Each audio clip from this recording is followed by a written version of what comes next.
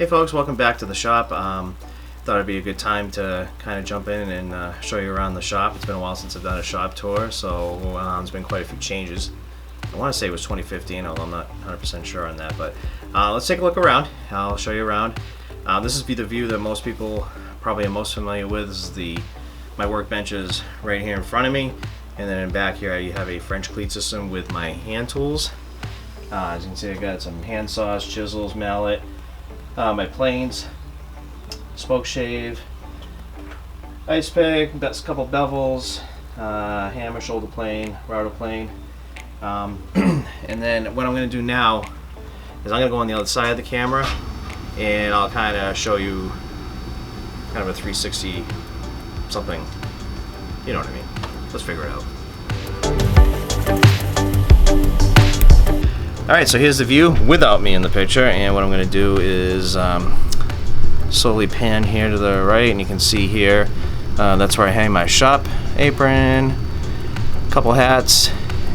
Then you see here that I have some pegboards set up, and that's where my more general use tools come in.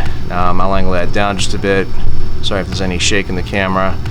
You can see here there's some hammers, screwdrivers, wrenches, normal stuff.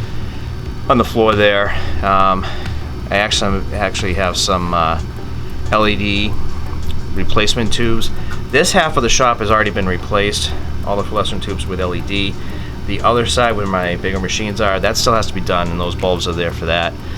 You can see in that container there that I had picked up recently the Peak Safety power cap, which I really love, especially with the beard. It helps filter a lot better than, I would say it probably actually is better. I have no way of actually measuring it, but it's a better filtration system if you do have facial hair. Respirators typically require a tighter seal, but the power cap does a good job of that. So let me raise the camera back up. Continue to pan around here. And actually, before I go any further, I'm just going to show you that beam. When I was in the view where you saw my French cleat system, that beam is just above that view. I usually kind of hide it, but this beam right here sits right ahead of my workbench. My workbench, for those that don't know, and you can see I have Paul Jackson's puzzle pieces partially on the table, along with a book I was perusing. But I have a split top Nicholson, and I really like the split top. I'm really glad I put that in. This stopgap here. To it. It does raise up so that you can use it, pick it up, shift it down a bit, and use it as a planing stop, which I've done plenty of times. And then when not use it, just it slips down in there. And then you can have some slots for like putting a saw or a chisel or whatever. But that runs the entire length of the bench. You can see over there I have the Veritas inset style end vise, which I really like. If there was one thing I'd say about it, is it does take quite a few turns to move it.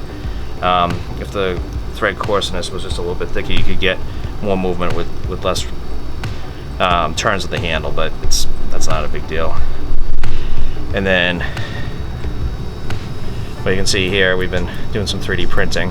Those are ear savers for our hospital folks, but if I move this stuff here, my regular vise is here. That's a Wilton vise, and that's worked out well for me as well. I like it because there's no like guide bars in it, so it's just the one screw, but everything works well with that. So going back to where I was before, see, we were at the pegboard, so I'll continue moving the camera here.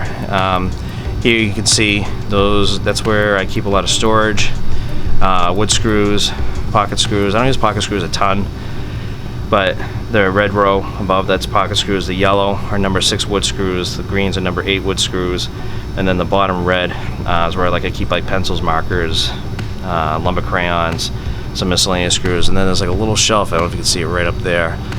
A lot of miscellaneous stuff goes there as well. Tape rolls, and then I have a bunch of these DeWalt little bin container thingies that just hold a lot of miscellaneous type of other hardware. You know, nail screws, buffing wheels, some Arbortech power carving stuff that I want to get into. And then go in here. Oh, sorry about the light there. That's what I use to improve the lighting around my bench when I film there. So let me move that. And we'll see here. And actually, let me move this light so you can see that better, hopefully.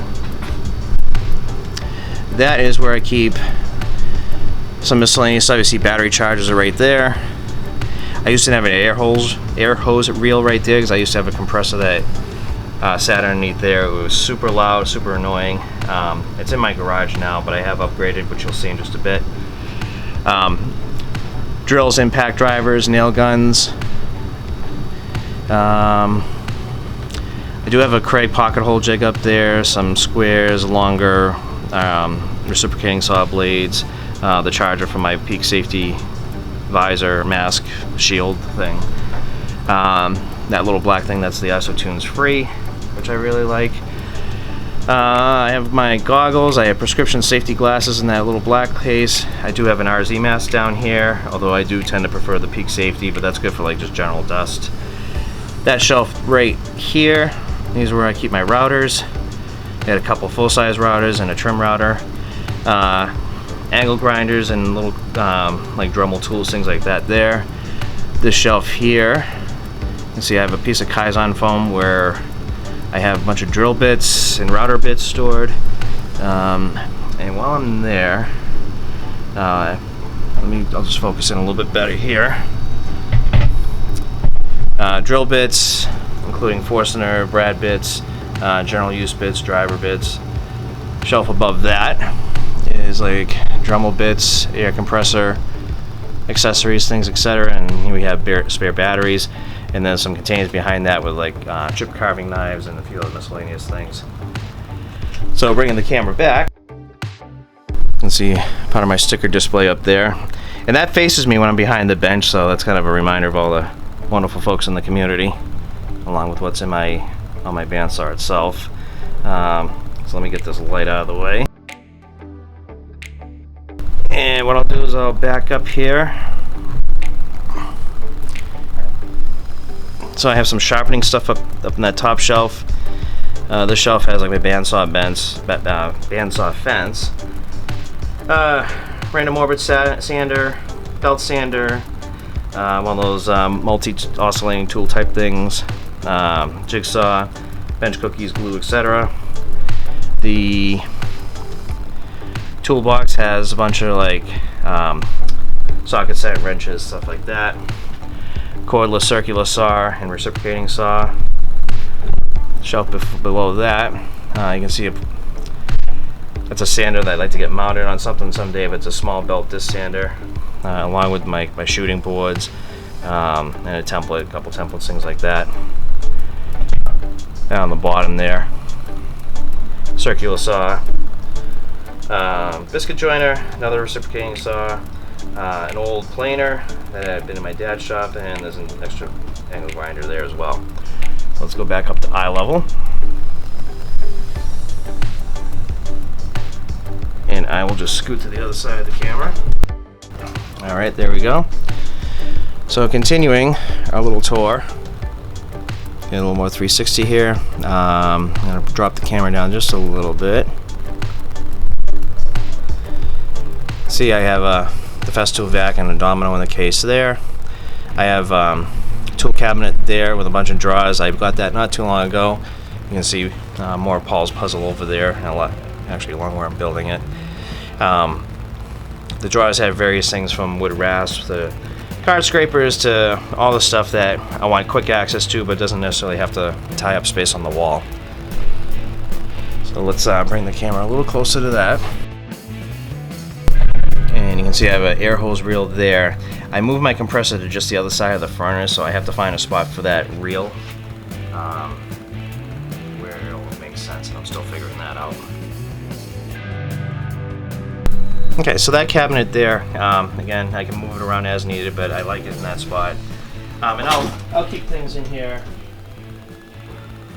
like card scrapers, you know, burnisher, sharpening jig, a bunch of stuff really. My branding iron that Tony made me, that's absolutely wonderful.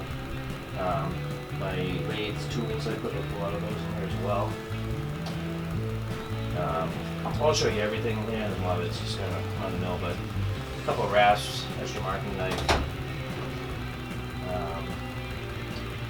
circle templates, setup bars for the bandsaw, some nail punch tools, things like that. So it's general use. So most of the woodworking stuff is on the left side. Some more general use stuff's here on the right side. So like the metal, leather, miscellaneous stuff goes in there. Some drill press stuff. As you can see, I still have some room to expand in here as well. There's some more like measuring layout, marking stuff, stuff used for the lathe. Yeah, more turning stuff there.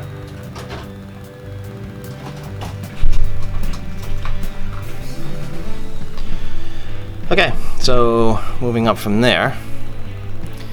Alright, so what you'll notice here is that's a piece of ductwork that's around my eye level, and I'm not really tall, I'm only about 5'11", so there are still spots though, being an older house, where I have to duck my head to get to certain things, so keep that in mind as we walk around.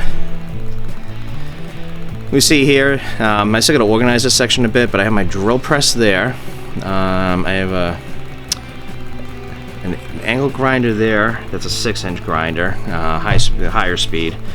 Underneath there, that's a slow speed 8-inch grinder. That's more for what I intend to be for my turning tools. Behind that fan there, I have our Supermax drum sander, which I really love. So again, there's the drum sander, and then I have a disc belt sander there. Those drawer units, my dad built that little cabinet around those drawers. They were gonna throw those out, and he took those with him just before he retired. And I just keep like just a lot of miscellaneous stuff in there, like wire brushes, sort of consumable type stuff. And then if we continue, all right. So there's the drawer makeshift cabinet thing we just talked about. I have a spindle sander on top of that I can pull out as needed. Behind that is a dust collector. I have that on remote control, which is really handy because obviously that's tucked away, not real handy to get to, so the remote control is great. Then we have a trash can separator for the dust collector. And then there's the new compressor. And as you can see, it fits nicely, even though I can get in there easily and turn it on, but I don't have to stand up right next to it, and that's a good space for it to be out of the way when not in use, or even when it's in use. Alright, looking back this way, we can see we're back at the drill press, which I gotta make a rack for my turning tools. You can see some there. And there's my lathe. And as you can see, it's a bit of a mess right now on the floor. I gotta clean that up, but that'll happen at some point. So there's that. So now what we're gonna do is go back to where near my bench is, where we access the other side of the shop where my big machines are. Okay, so over there is where we were. You can see my bench and the French cleat wall there. Here you can see we duck down, come across. Now we're in the machine side of the shop. That shelf unit there used to be right here, and I may move it back there. I'm not sure yet. I'll figure it out. I just put in this paneling here. Before, in previous videos, you'd see that as like sort of a green painted, I'm not sure why it was green, fieldstone. Obviously a previous owner did that. But this gives me a usable wall space where I can hang jigs and whatnot. Right underneath that, you'll see my joiner. Had that joiner for a long time now. Love it, works great. I don't even think I've even had to sharpen the knives yet, or if I do, I'll probably figure it out on the next project. Ooh. There's the shop sub panel. I put that in so that way if I have to make changes to the shop wiring, I can do that without affecting any of the circuits in the rest of the house. Just kill the power to the sub panel and do what I have to do. There's the main panel to the house. I do have a cart here for project parts, etc. And you can see that blue bin. That's for scrap wood. Here's my 15-inch planer with a bunch of wood on top of it. Mostly 2x stuff that was used to do that paneling.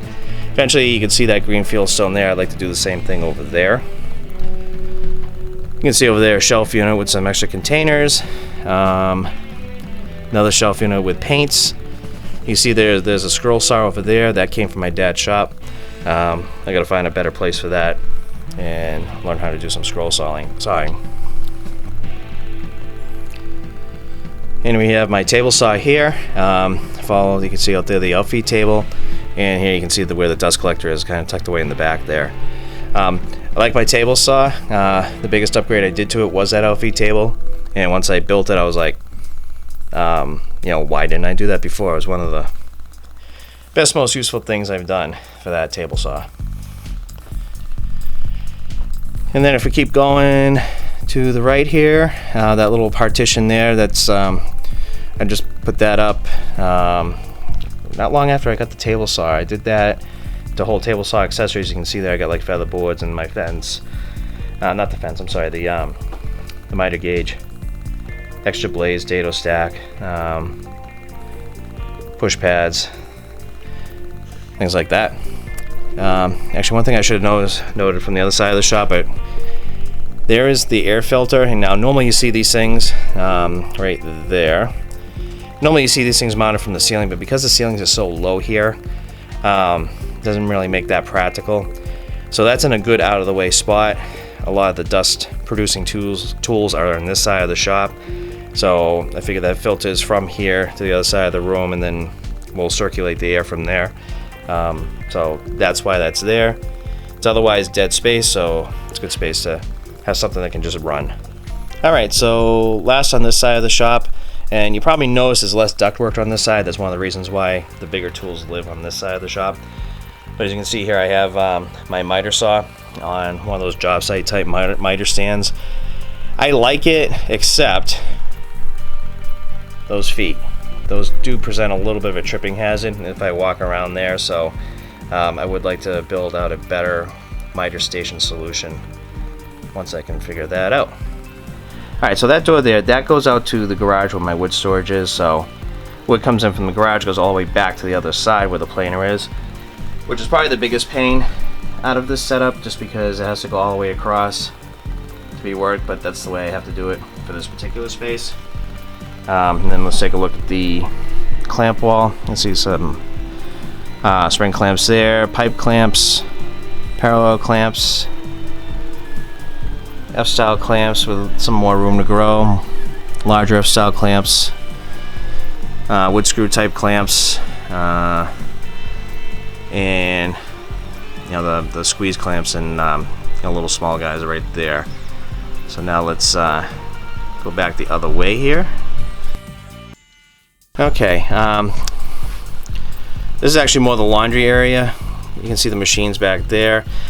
This shelf here is a combination of just kind of like shop supplies, filing box there for just different pieces of information. Here's another cabinet though. This is where my son's 3D printer is, and you can see we're printing. If you follow me on Instagram at all, you'll know that my son and I and my wife, we've been printing PPE face shields for hospital workers during this time. So those are still cranking out.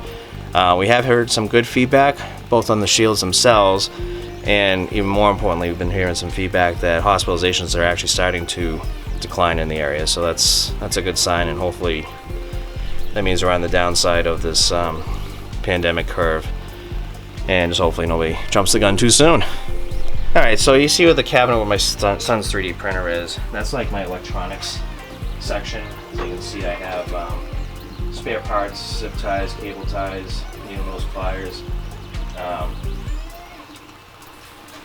For those of you who've been in the IT industry at all, this is a compact, if you remember them, compact screwdriver. This had, I don't know what happened to the special tool, but this is used to have a special tool just to get into their servers, into the front bezel of it. But this is like, got a bunch of bits in it. This is one of my older tools that's been with me a long time. So again, more electronics and whatnot, tools for that sort of stuff. And then I'll show you over here, and it looks like a print just finished up. We recently added a second 3D printer, and that's my son's printer is the Ender 3 Pro, and then we picked up almost 2 weeks ago This is the Creality CR10S. I picked that one up just because it has a bigger print bed on it, so I figured it gave us the ability to not just do shields, but we started doing the ear savers. If you're not familiar, those are little devices that instead of the elastics going around the person's ears, they go put the device on the back of the head, and the elastics hook onto that. I can show you since we're on the print's done. So you see, I can fit 2 face shield prints, and then these little guys here. That's one of these guys here is the